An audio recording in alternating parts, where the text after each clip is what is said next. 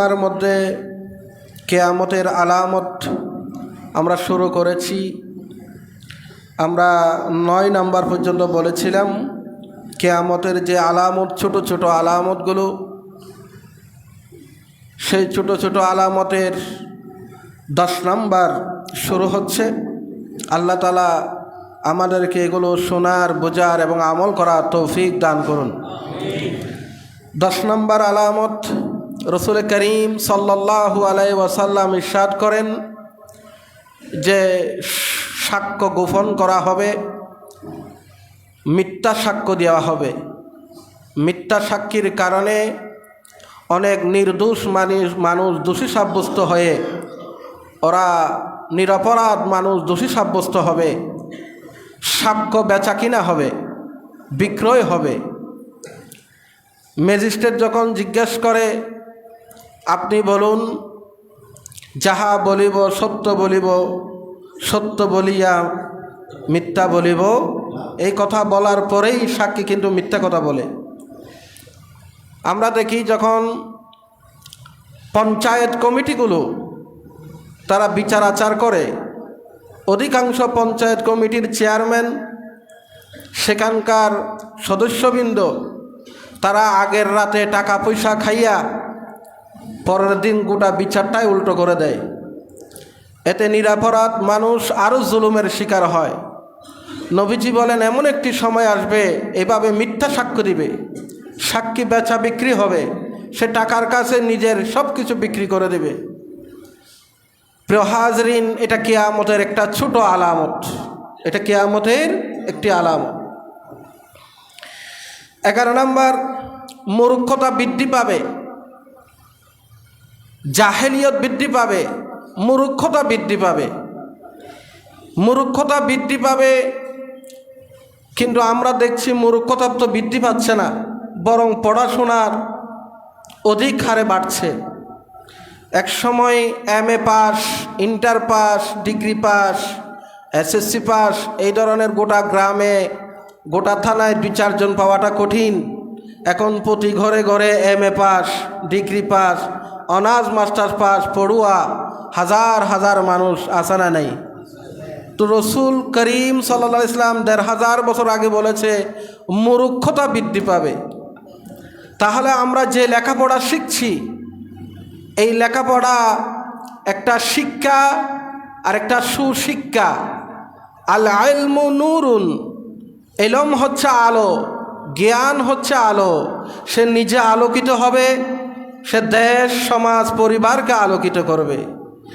দুঃখজনক হলো সত্য, আজকে কলেজ ইউনিভার্সিটি থেকে যারা অনার্স মাস্টার্স করে বের হচ্ছে, যারা সর্বোচ্চ ডিগ্রি লাভ করছে, তারা যখন দেশের গুরুত্বপূর্ণ সেক্টরে অফিসার হয়ে তারা যখন সেই চেয়ারগুলোতে আসীন হয়, আমরা দেখি তাদের কলমের খোঁচায় দেশের কোটি কোটি টাকা তারা দুর্নীতি করছে। দেশের টাকা বিদেশে পাচার হচ্ছে।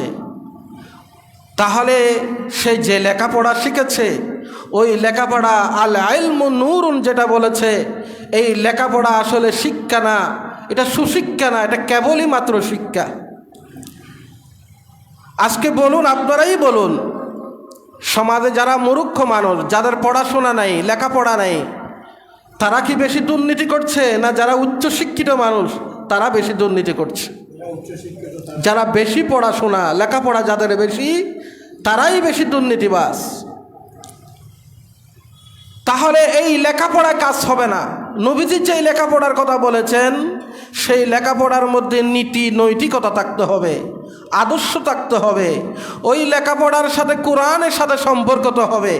ওই লেখাপড়া যেটা ওয়াহি, ওয়ামা ইয়ানতিকু আনিল হাওয়া ইন হুয়া ইল্লা ওয়াহয়ু ইউহা, যে ওয়াহি ভিত্তিক লেখাপড়া, যে লেখাপড়ার সাথে কোরআন থাকবে, হাদিস থাকবে, দিন থাকবে, ওটা যখন জেনারেল এবং দিনী জ্ঞান সমন্বয় হবে, ওটা হচ্ছে আসল শিক্ষা।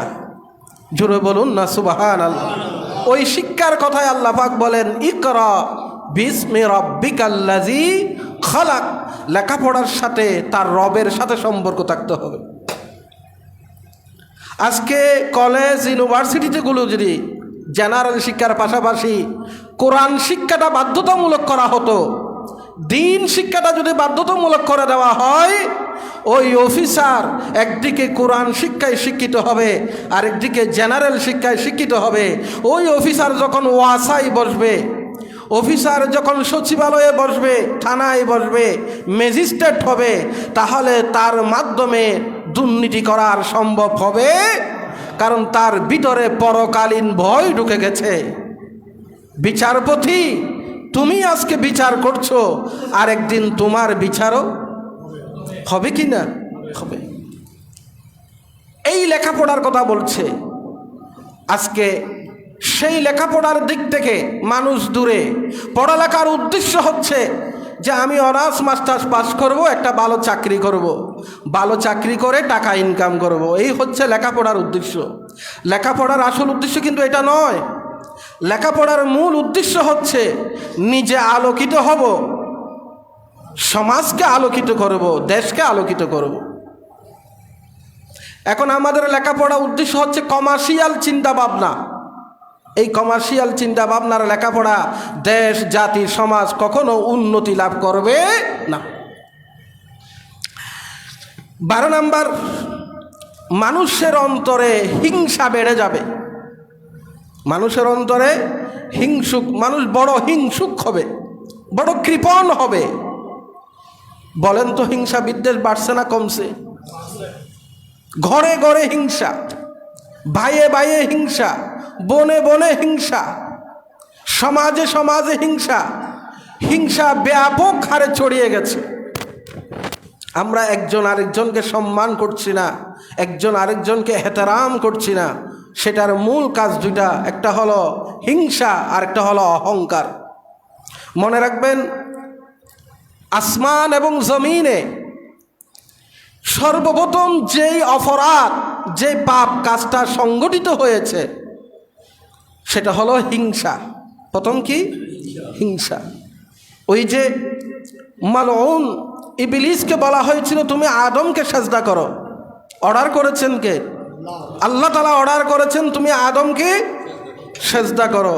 আদম আলাইহিস সালামকে সাজদা করার বলা হলো, তখন ইবলিস উত্তর দিয়েছিল এটা কিভাবে সম্ভব, আমি তো আগুনের আর আদম তো মাটির।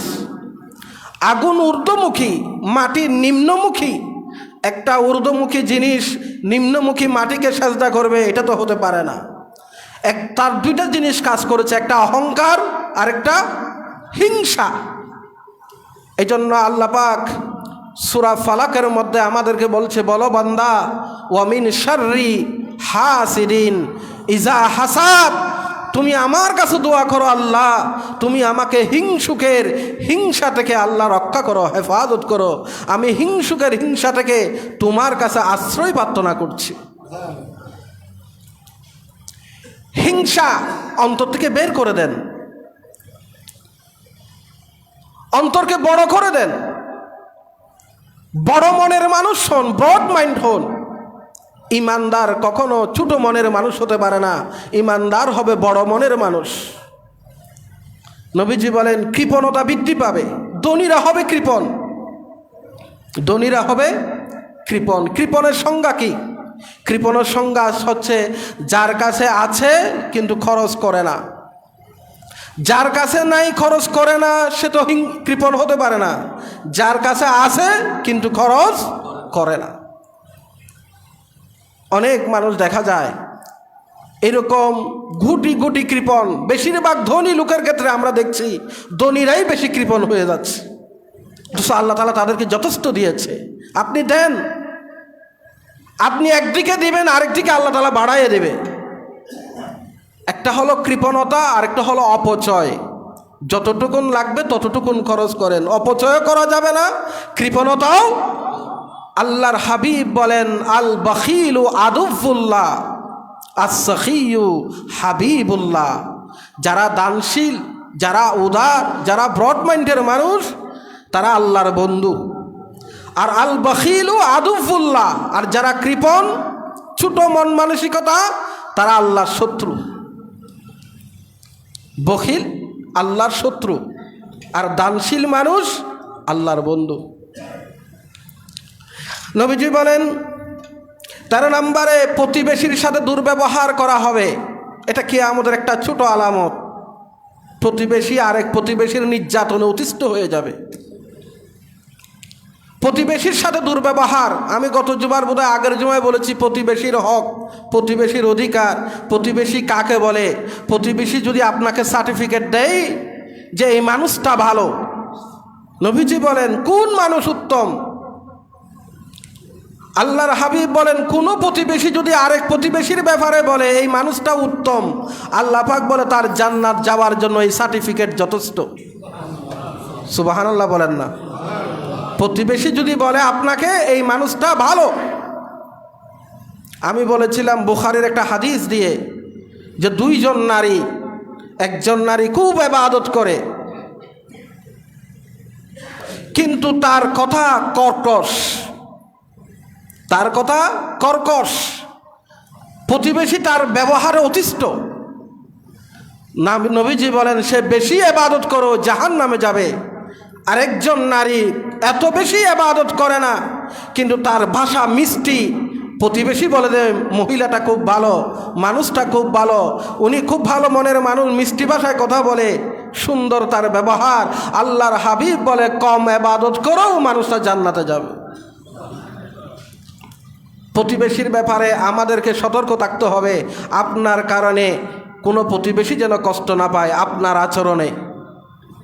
নবীজি বলেন তোমার প্রতিবেশীর খোঁজখবর রাখো, তুমি পেট ভরে খায়ও না প্রতিবেশীকে উপোস রেখে। যে প্রতিবেশীকে উপোস রেখে নিজে পেট ভরে খায় সে পরিপূর্ণ মুমিন হতে পারবে না। 14 নম্বর, অশ্লীলতা বেড়ে যাবে, বেহায়াপনা বেড়ে যাবে, অশ্লীলতার সাইলাপ হবে, বেহায়াপনা বেড়ে যাবে। আজকে আমরা সেই জিনিসটাই দেখছি, বেপরদা নারীর সংখ্যা বেড়ে যাবে। নবীজি বলেন এটা কিয়ামতের একটা আলামত। আপনারাই বলুন এখন কি পর্দাশীল নারীর সংখ্যা বাড়ছে না বেপরদা নারীর সংখ্যা বাড়ছে? আমি বোধহয় গত জুমাই বলেছি যারা পর্দা করে তাদেরকে আনস্মার্ট মনে করা হয়, খেত মনে করা হয়, আর যারা পর্দা করে না তারা খুব স্মার্ট, তারা খুব আধুনিক। অথচ এটা আল্লাহ তাআলার বিধান, নারী মাথা থেকে পা পর্যন্ত সে পর্দা করবে, এটা আল্লাহ তাআলা বিধান দিয়েছে। আর পুরুষ নাভি থেকে হাঁটু পর্যন্ত, এটা থেকে তার নাভি পর্যন্ত সতর গুপ্তস্থান, এগুলো সতর যেগুলো সেটা আবৃত করবে, এটা পুরুষের জন্য বিধান। বিধানটা দিয়েছেন কে? আল্লাহ তাআলা। আল্লাহ তাআলার এই বিধানে যারা হাত দেয়, যে নিজেকে আধুনিক, যারা স্মার্ট, আর যারা পর্দা করে না তারা স্মার্ট, যারা পর্দা করে তারা আনস্মার্ট, এই চিন্তা ভাবনা যাদের, আদৌ কি তারা ইমানদার হতে পারবে? আল্লাহ তাআলার সৃষ্টিগত ব্যালেন্স করে দিয়েছেন। আল্লাহ তাআলা একজন নারীকে সৃষ্টি করার সময় তার মাথা থেকে পা পর্যন্ত আগা গোড়া আকর্ষণ করে তৈরি করেছেন। এটা আল্লাহ তাআলার সৃষ্টি। একজন নারীর পুরো শরীরটাকে, এবং কি তার কণ্ঠ, এবং কি তার কথাবার্তা, তার চাহনি, তার চেহারা, তার চোখের সৌন্দর্য, সব কিছুকে আকর্ষণীয় করে সৃষ্টি করেছেন যেন পুরুষ মহিলার প্রতি আকর্ষিত হয়। তবে এটা কার জন্য? স্বামী স্ত্রী, স্ত্রী স্বামীর জন্য, স্বামীর জন্য স্ত্রী, ওটা পরপুরুষের জন্য নয়। আল্লাহ পাক বলেন তুমি তোমার মহিলার এই পর্দা, পুরুষের এই পর্দা, এই বিধানটা আল্লাহ সূরা আন-নূরের মধ্যে দিয়েছেন। ও মহিলারা, তোমরা যখন ঘর থেকে বের হবা তোমরা শরীরটাকে আবৃত করে ফেলো, তাহলে কি হবে? তুমি রাস্তায় ইফটিজিংয়ের শিকার হবে না, তুমি উত্তক্ত হবে না, তোমাকে কেউ নিয়ে বাজে কমেন্ট করবে না। তুমি যদি পর্দা করো তখন রাস্তার লোকেরা বলবে এই মহিলাটা খুব সম্ভ্রান্ত বংশের মহিলা। সুবহানাল্লাহ। আল্লাহুম্মা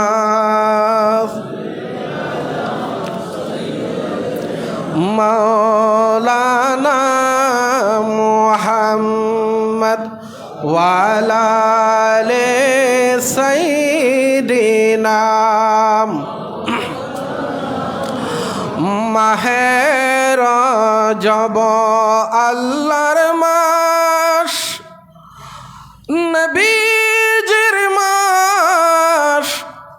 মাহে শাবান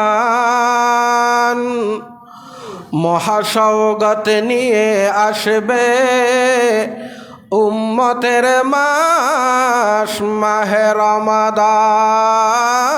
আল্লাহুম্মা সাল্লি আলা মাওলানা মুহাম্মদ ওয়া আলা আলি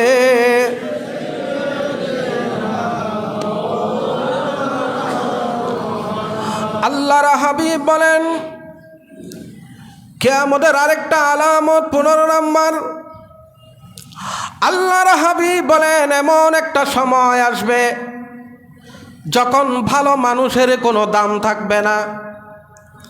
সমাজের মধ্যে যারা পেশি শক্তি আছে, জোর জুলুম করতে পারে, লেখা নাই পড়া নাই, চরিত্রের কোনো বালাই নাই, ওই মানুষগুলোর মর্যাদা বেড়ে যাবে। সমাজে যারা ভালো মানুষ, ভদ্র মানুষ, সভ্য মানুষ, নম্র মানুষ, তাদের কোনো দাম থাকবে না। বলেন তো সময়টা চলে আসছে কিনা? আজকে ভালো মানুষ যারা, তাদেরকে বোকা মনে করে, সমাজে অচল মনে করে। আর যার পেশি শক্তি আছে, জোর জুলুম করতে পারে, সে হলো সমাজের বড় হর্তা। আল্লাহর হাবিব 1500 বছর আগে বলেছেন, কথাগুলো যেন আজকের সমাজের সাথে বাস্তব মিলে যাচ্ছে। আল্লাহর হাবিব বলেন, 16 নম্বর কিয়ামতের আলামত, পাইকারি হারে মানুষ মারা যাবে, খুন বেড়ে যাবে, হত্যা বেড়ে যাবে, মানুষ খুন হবে। দেখুন তো, আপনি আজকে টেলিভিশন খুলুন, পেপার খুলুন, মিডিয়া খুলুন, দেখবেন 10 জন 20 জন 20 জন মানুষ প্রতিদিন মারা যাচ্ছে। একজন আরেকজনের হাতে খুন হচ্ছে।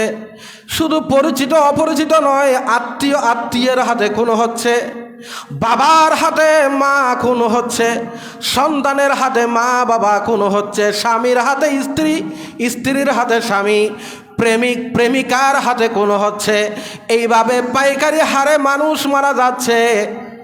একটা পাখি মারা গেলে, একটা কুকুর মারা গেলে মানুষ আফসোস করে, কিন্তু মানুষের হাতে মারা যায়, কিন্তু মানুষের মাঝে কোনো আফসোস।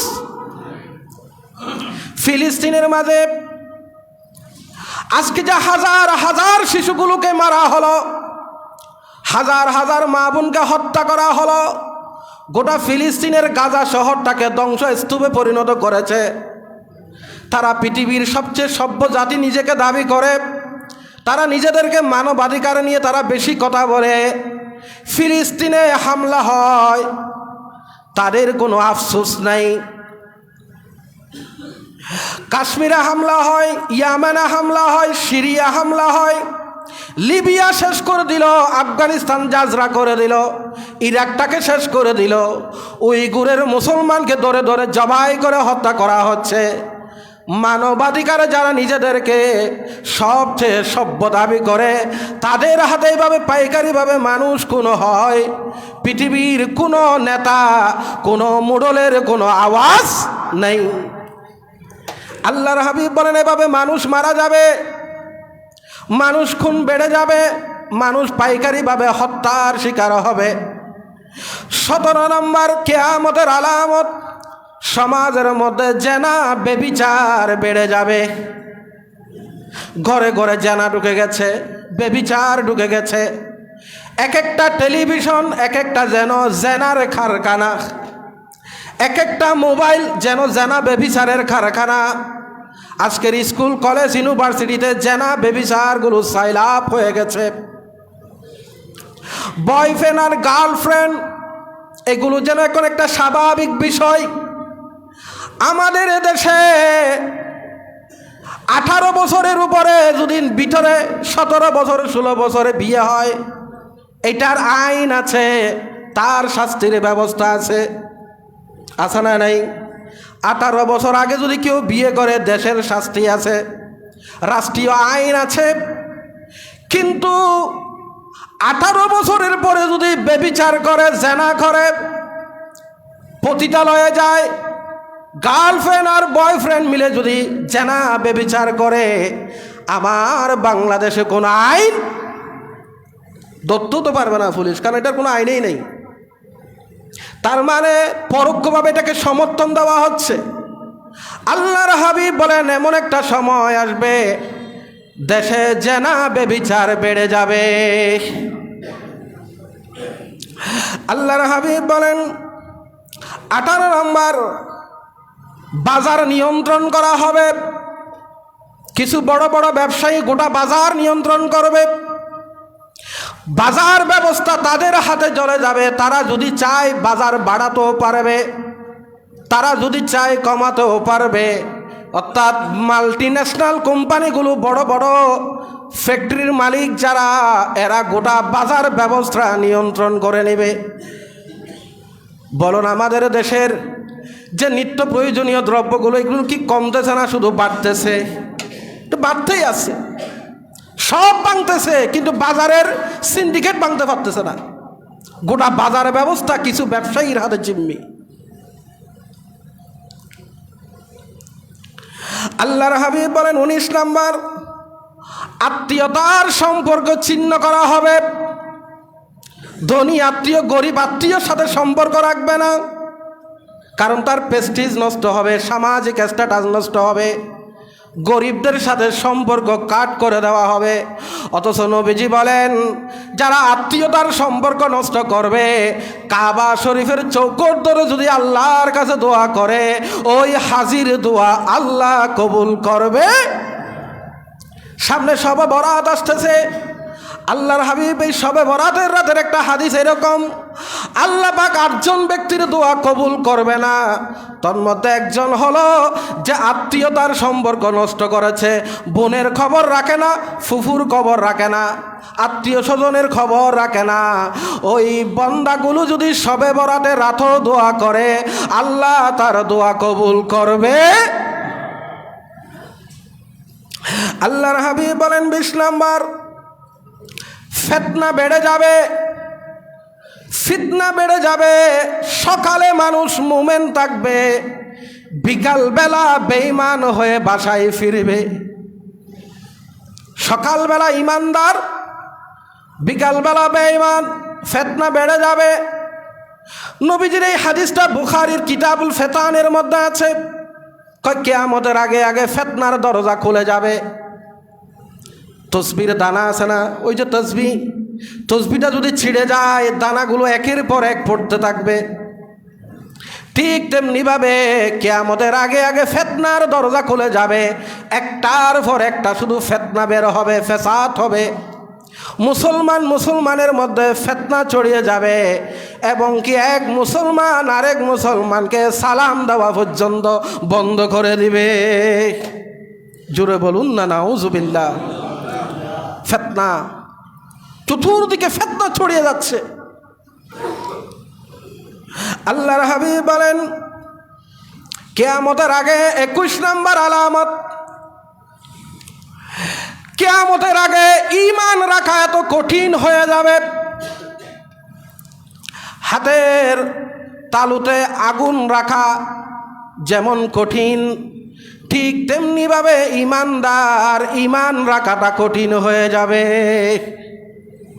ঈমান চলে যাবে, ঈমান ভেঙে যাবে, ঈমান তার কাছে থাকবে না, ঈমান বের হয়ে যাবে। সে এমন ফিতনার মধ্যে পড়ে যাবে। এক শায়েখ ওয়াজ করতেছে, কয় আপনারা যে বলেন নামাজ পড়লে জান্নাতে যাওয়া যাবে, আমি কোরআনের কোথাও দেখি নাই নামাজ পড়লে যে জান্নাতে যাওয়া যাবে এমন একটা আয়াত কোরআনের মধ্যে নেই। নাউজুবিল্লাহ বলবেন না, একটু জোরে বলেন না নাউজুবিল্লাহ। নামাজ পড়ে জান্নাতে যাওয়া যাবে এইরকম আয়াত কোরআনে আছে না? নাই, আছে। কিন্তু এই শাইখটা ওয়াজ করেছে হাজার মানুষের সামনে। এখন যে এই শাইখের ওয়াজ শুনে যদি এটা বিশ্বাস করে নেয়, ঈমান কি থাকবে? অথচ আল্লাহ বলেন উলাইকা হুমুল ওয়ারিসুন আল্লাযীনা ইয়ারিসুনাল ফিরদাউসা হুম ফিহা খালিদুন। সুবহানাল্লাহ। আল্লাহ পাক বলে, আমার বান্দা যারা নামাজি, কাদ আফলাহাল মুমিনুন আল্লাযীনা হুম ফি সলাতিহিম খাশিউন। যে নামাজি তার জন্য এমন জান্নাতের ব্যবস্থা রেখেছি, ওই জান্নাতের নাম জান্নাতুল ফেরদাউস। এক শাইখকে জিজ্ঞেস করা হলো, হুজুর নামের আগে কি মোহাম্মদ রাখা যাবে? শায়েখ উত্তর দিয়ে বলে, মোহাম্মদ রাখার কোনো প্রয়োজন নাই, মোহাম্মদ রাখার মধ্যে কোনো বরকত নাই। অথচ শাইখের কোটি কোটি ফলোয়ার, এই যে আমাদের মা বাবারা আমাদের নামের আগে মোহাম্মদটা যে লাগাইয়া দিছে, এই মোহাম্মদের নামের মধ্যে বরকত আছে না নেই? এখন শাইখটা উত্তর দিয়ে দিয়েছে, সবগুলো ইউটিউবের মধ্যে আছে, আমার কথাটা আপনি শুধু ইউটিউবে চার্জ দিয়েন, সব চলে আসবে। আরেক শাইখকে প্রশ্ন করা হলো, শাইখ মক্কা শরীফে যাব, মদিনা শরীফে যাওয়ার কোনো কি প্রয়োজন আছে? শাইখ উত্তর দিয়ে বলে, মক্কা শরীফ হজের জায়গা, মদিনা শরীফ যাওয়ার কোনো প্রয়োজন, আপনি যেতেও পারেন নাও যেতে পারেন। দোয়া কবুলের জায়গা হলো মক্কা শরীফ, মদিনা শরীফ না।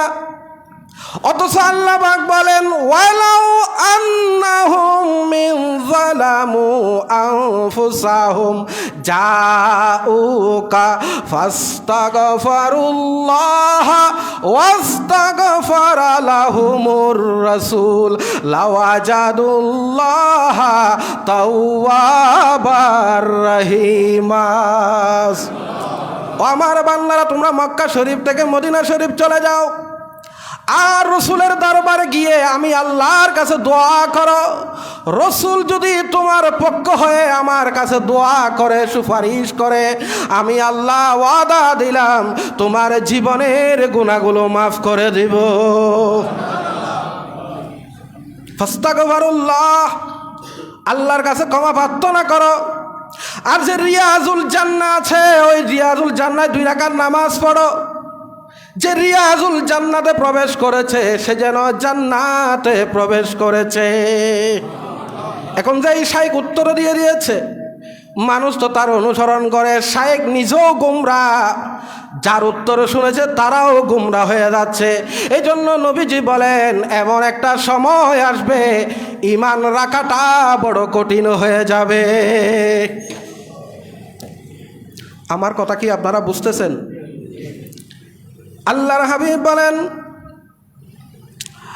22 নম্বর আলামত, 22 নম্বর আলামত হলো মসজিদগুলো কারুকার্যময় হবে। মসজিদ বানানোর প্রতিযোগিতা চলবে, কে কার থেকে বড় মসজিদ বানাতে পারে, কার মসজিদ কত সুন্দর, কার মসজিদে এসি আছে, কার মসজিদে এসি নাই, কে কত সুন্দর টাইলস লাগাইছে। আমার বাবারা ভাইরা, 1500 বছর আগে রসুল পাক একটা মসজিদ বানিয়েছিল, সেই মসজিদের নাম মসজিদে নববী। আমার নবীর মসজিদে কোনো এসি ছিল না, কোনো টাইল ছিল না, এমন পাকা ফ্লোরের ব্যবস্থা ছিল না। নবীর মসজিদটা ছিল কাদা মাটির, উপরে খেজুর গাছের চাউনি, ফিলারগুলো হলো খেজুর গাছের খুঁটি। যখন বৃষ্টি হতো, কাদা মাটি কাদামাক্ত হয়ে যেত। কিন্তু এই ছোট্ট মসজিদ, যেই মসজিদে এসি নাই, ফ্যান নাই, ফ্লোরটা পাকা নাই, একেবারে সাদা মাটা একটা মসজিদ, ওই মসজিদটা এত বেশি সুপার পাওয়ার ছিল, এত বেশি পাওয়ারফুল ছিল, ওই মসজিদ থেকে গোটা মদিনা শরীফ পরিচালিত হতো। পরবর্তীতে ফতহে মক্কার পরে ওই মসজিদ থেকে আল্লাহ পাক ওই মসজিদটার এত বেশি শক্তি দিয়েছে, ওই মসজিদকে কেন্দ্র করে অর্ধ পৃথিবী পরিচালিত হতো। এই মসজিদটাই ছিল সংসদ ভবন, এই মসজিদটাই ছিল সচিবালয়, এটাই ছিল আদালত, এটাই ছিল রাষ্ট্রীয় ভবন, এটাই ছিল ইবাদত গৃহ। জুড়ে বলুন সুবহান। কত হেদায়েত ছিল এটা। কিন্তু আজকে এত বড় বড় মসজিদ হচ্ছে, মসজিদের প্রতিযোগিতা চলছে, কোনো অসুবিধা নাই, ভালো কাজ। কিন্তু মসজিদে মুসল্লি নাই। মসজিদে জুমার নামাজে প্রচুর মুসল্লি, কিন্তু ফজরের নামাজের মুসল্লি কই, জোহরে কই, আসর কই, মাগরিব কই, এশা কই। মসজিদ বড় হয়েছে কিন্তু মসজিদ হেদায়েত শূন্য হয়ে যাচ্ছে। আল্লাহর হাবিব বলেন এমন একটি সময় আসবে মসজিদ নিয়ে প্রতিযোগিতা হবে কিন্তু নামাজ পড়া নিয়ে প্রতিযোগিতা হবে না। আমার বাবারা ভাইরা, শুধু মসজিদ কারুকার্যময় হলে হবে না, মসজিদটা যেন হেদায়েতওয়ালা হয়, হেদায়েতের প্রতীক হয়ে যায়। আমরা সবাই মসজিদও বানবো, সবাই মিলেমিশে প্রতিযোগিতা ভিত্তিক নামাজও পড়ব। আল্লাহ তৌফিক দান করো। সময় তো চলে যাচ্ছে দ্রুত। আজকে কতটুকু বললাম? 22 নাম্বার। শুধু মসজিদ বড় করলে হবে না, মসজিদে যারা আছে, খতিব আছে, ইমাম আছে, মুয়াজ্জিন আছে, খাদেম আছে, মসজিদে যারা আছে আপনাদের খেদমত করছে, শুধু মসজিদে টাইলস লাগাইয়া মুসল্লি খুশি করলে হবে না, যারা এখানে আছে দায়িত্ব পালন করছে তাদের অন্তরটাও যেন খুশি থাকে, তাদের হৃদয়টাও যেন খুশি থাকে। আপনি ইবাদতের জিম্মাদারি ইক্তাদাইতু বিহাযাল ইমাম বলে আপনার জীবনের সবচেয়ে বড় ইবাদত আপনি তার জিম্মাদারিতে দিয়ে দিলেন। কিন্তু মুয়াজ্জিনের ইমাম সাহেবের অন্তর ভালো নাই, খতিব সাহেবের অন্তর ভালো নাই, মুয়াজ্জিন সাহেবের অন্তর ভালো নাই, অন্তর কাঁদে। কেন কাঁদে আপনি বুঝতেছেন কেন? এটা আমি ব্যাখ্যা করব না। তাদের মন যেন ব্যথা না পায়, তাদের অন্তর যেন ব্যথা না পায়। একটা পরিবার চলার জন্য কতটুকুন টাকা প্রয়োজন এটা আপনি ভালো করে জানেন। আপনার পরিবারে যেমন টাকা পয়সা লাগে, এটা ইমাম সাহেবেরও লাগে, খতিব সাহেবেরও লাগে, মুয়াজ্জিন সাহেবেরও লাগে। প্রতিটা মসজিদের কথা বলছি, যেন তাদের অন্তরটা খুশি থাকে। আল্লাহ তৌফিক দান করুন। এটা আমি বৃষ্টি করে টাকা আপনাদেরকে প্রতি জমায় দিতে বলি, এটা একদম সহজ একটা বিষয়। বৃষ্টি করে টাকা দিলে প্রায় ১,৫০০ মুসল্লি হলে এক জুমাতেই ২০,০০০ ২৫,০০০ টাকা উঠে। ওই পরিমাণ টাকা যদি উঠে ১৫-২০,০০০ টাকা আপনাদের মার্কেটের টাকা সব একসাথ করলে ইমাম, মুয়াজ্জিন, খতিব, খাদেম যারা আছে তাদেরকে দিল ভরে অন্তরটা খুশি করে দেওয়া যায়। কথা বলেন ঠিক কিনা? প্রিয় হাজরিন, আমি কোন প্রসঙ্গে কথাটা বলছি? মসজিদ শুধু বড় করার প্রতিযোগিতা নয়, সব কিছু যেন ঠিক থাকে। আল্লাহ তৌফিক দান করুন। এটা শবে বরাত সামনে আসছে, আগামী জুমা। আলহামদুলিল্লাহ আমরা লাইলাতুল বরাতের নামাজ পড়ব আগামী জুমা। দুইটা, একদিকে জুমা আরেকদিকে রাইতে শবে বরাত, লাইলাতুল বরাতের রাত আমাদের কাছে আগমন করছে। বলি না আলহামদুলিল্লাহ। আল্লাহ আমাদেরকে লাইলাতুল বরাতে ইবাদত করার তৌফিক দান করুন। এমন একটি রাত আমাদের কাছে আগমন করছে যে রাতে আপনার জন্য রিজিকের বরাদ্দ হবে, আপনার জীবনের বাজেট নির্ধারণ হবে আগামী শাবান পর্যন্ত। আগামী শাবান পর্যন্ত একটা বাজেট অধিবেশন হবে। ওই বাজেট অধিবেশনে যেন আপনি উপস্থিত থাকতে পারেন। আল্লাহ তৌফিক দান করুন। সংসদে বাজেট হয় না, এক বছরের জুন টু জুন বন্দার বাজেট নির্ধারিত হয় শাবান লাইলাতুল বরাতের রাতে। এক বছর, আগামী এক বছর কি হবে, কার বাচ্চা হবে, কার রিজিক বৃদ্ধি করা হবে, কার দোকানে ব্যবসা ভালো হবে, কে মারা যাবে, কে আগমন করবে, এগুলো একটা বাজেট হবে। নবীজি বলেন শবে বরাতে লাইলাতুল এই শাবান মাসে তোমরা বেশি বেশি করে রোজা রাখো, কমপক্ষে 3টা। কমপক্ষে কয়টা? আল্লাহর হাবিবকে জিজ্ঞেস করা হয়েছিল, ইয়া রাসূলুল্লাহ, আমরা দেখি আপনি রমজানের পরে শাবান মাসে বেশি রোজা রাখেন, অন্য মাসে এত রোজা রাখেন না যতটুকুন শাবান মাসে আপনি এত রোজা রাখেন। আল্লাহর হাবিবকে বলা হলো, ইয়া রাসূলুল্লাহ, কেন শাবান মাসে আপনি এত রোজা রাখেন? নবীজি বলেন 2টা কারণে। একটা হলো সামনে রমজান আসতেছে, এটা রমজানের প্রস্তুতি। আরেকটি কারণ হলো শাবান মাসে বান্দার আমলনামা আল্লাহর সামনে পেশ করা হয়। সুবহানাল্লাহ বলেন না? গোটা বছরের আমলটা শাবান মাসে আল্লাহর সামনে পেশ করা হয়। আমি চাই আমার আমল নামা যখন আল্লাহর সামনে পেশ করা হবে তখন যেন আমি রোজাদার অবস্থায় থাকি। সুবহানাল্লাহ বলেন না, সবাই বলুন সুবহানাল্লাহ। আল্লাহর হাবিব বলেন এই শাবান মাসে যে 3টা রোজা রাখবে অন্তত, আল্লাহর হাবিব বলেন কিয়ামতের মাঠে যখন সে ফুল সিরাত পার হবে আল্লাহ পাক জান্নাত থেকে তার জন্য একটা উটনির ব্যবস্থা করে দিবেন, সেই উটনি করে সে জান্নাতে পার হয়ে যাবে। ফুল সিরাতটা পার হয়ে জান্নাতে ঢোকার সহজ ব্যবস্থা হয়ে যাবে। নবীজি বলেন 3টা রোজা রাখবা, ইফতারের সময় অন্তত 3বার আমি নবীর উপরে দরুদ পড়বা। 3বার যদি দরুদ পড়ো আল্লাহ তোমার রিজিক বৃদ্ধি করে দিবে। 13, 14, 15 আয়ামে বীজের রোজা আমি আপনাদেরকে সহজ করে দিই। বৃহস্পতিবার একটা রাখবেন, শুক্রবার একটা রাখবেন, শনিবারে, তাহলে 13, 14, 15 একদিকে আয়ামে বীজের রোজাও হলো, আর একদিকে শবে বরাত, লাইলাতুল বরাত, শাবান মাসের রোজাটাও রাখা হলো। আপনি 2টা ফজিলত লাভ করলেন, একদিকে আয়ামে বীজের রোজার ফজিলত আর একদিকে শাবান মাসের রোজার ফজিলত। এই মেসেজ আপনি শুনেছেন, আরেকজনকে পৌঁছায় দেবেন। আল্লাহ তৌফিক দান করুন।